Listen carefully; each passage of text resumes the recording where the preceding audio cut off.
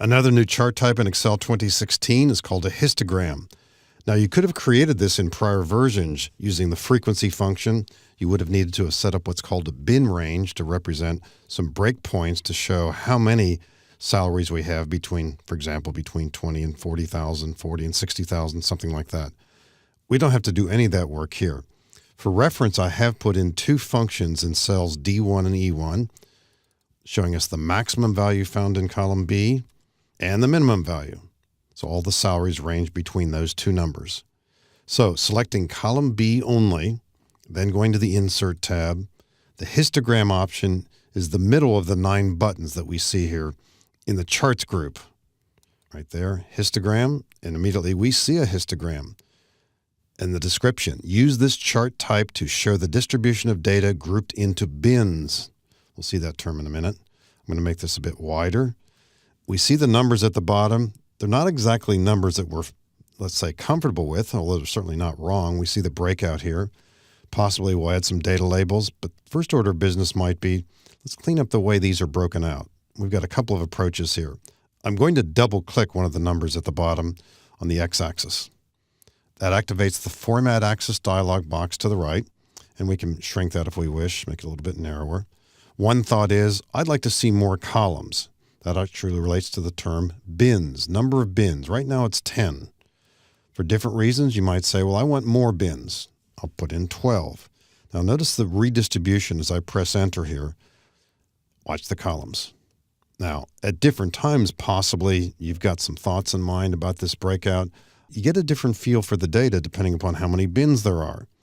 And if you are familiar with this specific data, this perhaps would have some meaning. We see different kinds of breakouts here if we decide to use a different number of bins. Each time we do this too, the width of the bin or the range of numbers is reflected in the cell right above this. Right now it's 15,500 almost. Now it's 10,000. So we get different numbers there. Another approach is let's change the bin width to be consistent and a number that we can work with easily. For example, how about if these were all 10,000? And enter. So each of these is a 10,000 break. Now, another approach is to simply make this start at a more even number. Our lowest entry is 24,000. We could actually start the underflow bin here at 25,000. Now, we're going to have a few before this. That's okay. There won't be that many. 25,000.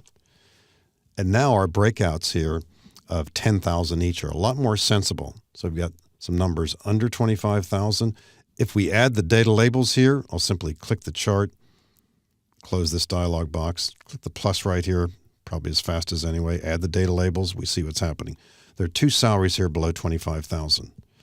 Now, we can also readjust the high end too. I'll double click here, just below the data in the x-axis again, overflow bin on top, and we'll make that be, let's say, 145,000. And here too, there wouldn't be too many in that overflow bin category. We actually have 10 in that. Now, the other thought here is we can't see the numbers that clearly. We could possibly change the font here. Maybe if the chart is taller, we'll see those a bit better that way, so that's going to help too. So you get some ideas on how to work with this.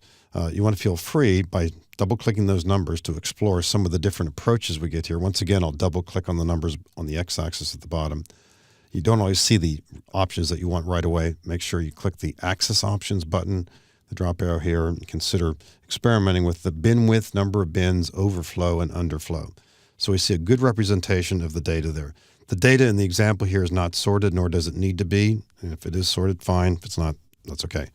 So histogram, an ideal chart for showing a breakout here, the frequency distribution of these salaries on this worksheet.